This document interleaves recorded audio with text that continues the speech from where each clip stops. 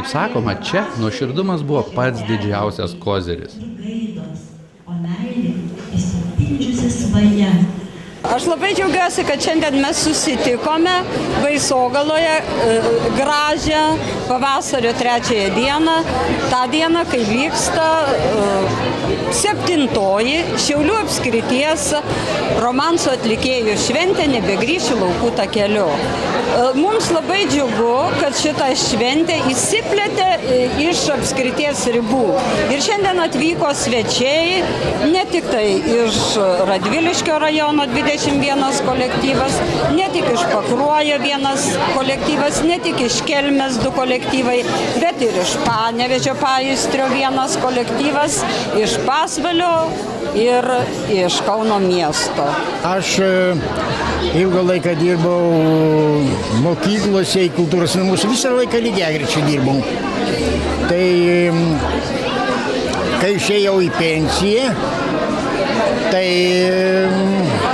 buvo kaip tik pradėjęs, turėjau ansambliuką, pradėjau dirbti. Tai čia didžiausia mums akciją davė toks vilnietis Petras Aidukas, kuris Vilniui priklausė, pasiūlė mums. Ir taip jau dabar. Ir taip Patinka? Patinka. Nu, aš, kaip sako, jei nepatiktų, jeigu aš jokio atlyginimo negaunu, kaip sakau, su minės pagrindais dirbu. Kaip renkat repertuarą? Kokias dainas dainuojat? Nu, mūsų dainos daugiau stengiamės, kur žmonėms patinka. Ir liaudės dainas padainuojam, renkama senas, aš, kadangi jau mano stažas jau didelis yra, tur daug dainų, visokių senų, bet kurių amžius net yra apie 100 metų. Ir tas padainuojame. Pavyzdžiui, už vieną tą dainą Šiauliuose per, kaip sako, tokį respublikinį koncertą gavom prizą už autentiškiausią, įdomiausią dainą atliktą kokiam. Tai o taip pat labai patinka žmonėms tie romansai visokie, tai romansai. Tai čia aš stengiuosi ar užsirašyti, nugirsti, daugiau pats natas parašau, kažkiek harmonizuoju, aranžuoju šiek tiek.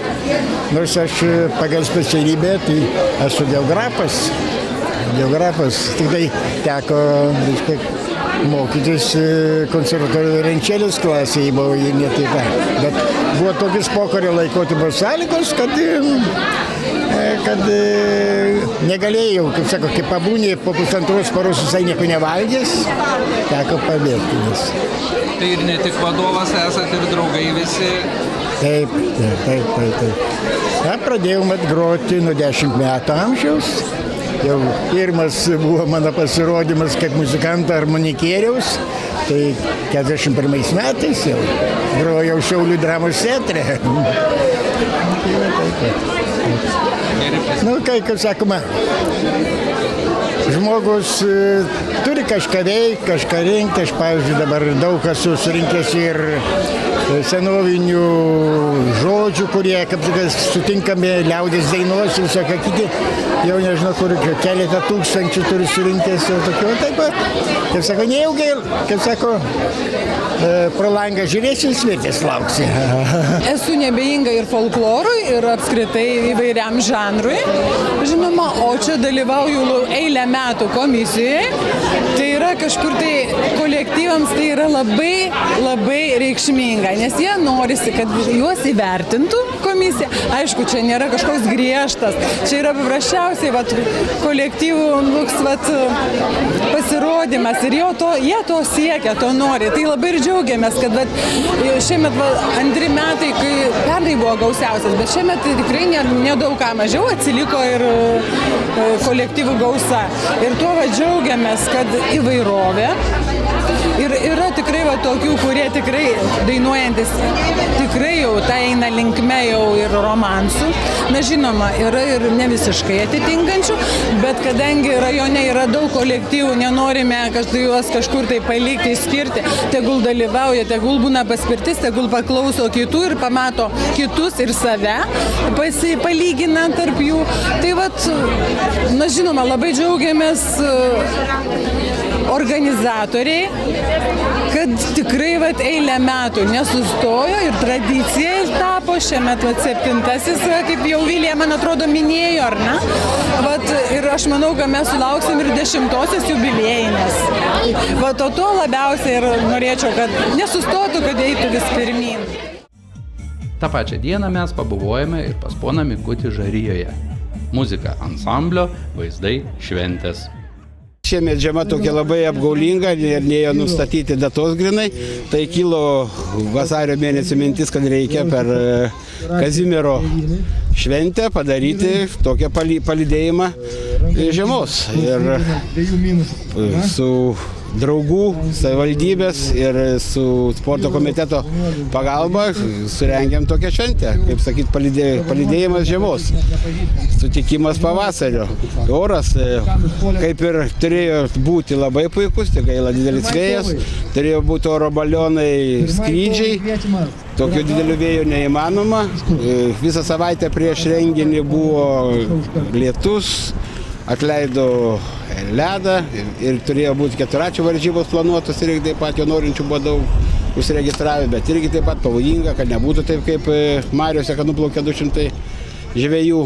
Nerizikuojam, geriau mažesnė apimtis, bet už tai saugesnė, kad traumų nebūtų ir jokių kitokių nelaimės. Kadangi buvo Kazimierinės, tai nesudėtingai radome ir poną Kazimierą. Labai džiaugiuosi čia būdamas savininko Mikučio smuklėje Žaryje, kad sukvietė mūsų rajono gyventojus pabūti kartu ir palydėti žiemą ir sutikti pavasarį. Šiandien, atrodo, pats tas metas, laikas, saulė šviečia, tai ir žmonių susirinko nemažai, pabūti kartu. Tikrai, kada žmonės kartu susirenka ir švenčia tokias šventės, tai, manau, savaime ateina pavasaris ir širdyse, ir gamtoje. Pasimaudę, pasižaidę, pailsėję į posėdžių salę. Šiomis dienomis tokia situacija, mes apibendrinom 3 mėnesius, sausį, vasarį ir einamą mėnesį kovą ir matom tokią tendenciją, kad gavėjų pas mus asmenų, kurie kreipiasi dėl socialinės paramos, padaugėja. Lėšų skirtų išmokoms irgi mes matom didėjimą, bet mes tikimės, kad išsilyginsim, nes daug tikrai kreipiasi dėl kompensacijų šildymui ir dabar, kaip mes žinom, šalčiausi mėnesiai, o per vasaros laikotarpį mes galvojam išsilyginsim ir nepritrūksim tų lėšų. Pagal paskaičiavimus mes galim išleisti nedaugiau kaip 1 250 70 tūkstančių per mėnesį. Taip turim maždaug ir žiūrėti tendenciją tą. O ką jūs galite daryti savo erdvėje? Ką jūs iš savęs galite keisti? Mes tikimės, kad tikrai padės mums bendruomenės ir seniūnijose visur.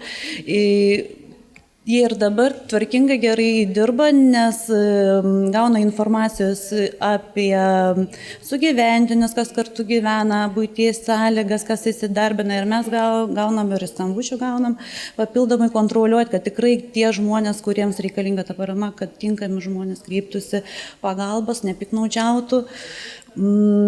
Taip pat sklandžiai vyksta darbas skyriuje dėl pateikiamų duomenų, kad tvarkingai būtų pateiktos tinkamos pažymos apie pajamas. Tiek. Ir dabar atsakyk, tie žmonės, kurie nėra sąžiningi, kuo galim pagąsdinti jos, pasakyti, kas jiems bus už tai, jeigu jie darys kažką nesąžiningai. Jie vis tiek tą gautą, neteisėtai gautą paramą jie turės grąžinti, aišku, jeigu neteisėtai pasinaudoja. Tikimės, kad nebus tokių žmonių arba jų mažės. Atvykimo tikslas tradicinis, nes mes taip esam sutarę su 5 pilotinių savivaldybių vadovais, kad kartą per mėnesį susitinkam.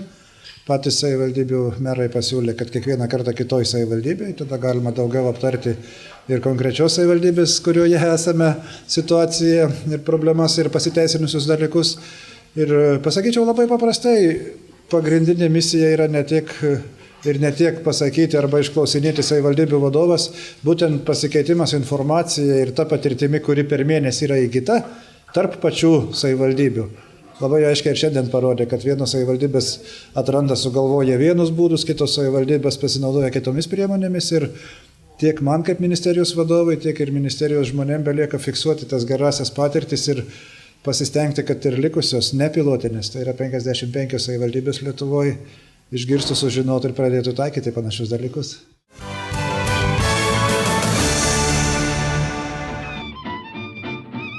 Radviliškis savo jubiliejaus proga leidžia fotografijų knygą.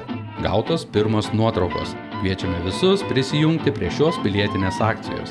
Neškite nuotraukas paneliai Irmai Krinickaitei į Radviliškio rajono savivaldybę arba siųskite man elektroniniu paštu berzinis@stv.lt. Ačiū.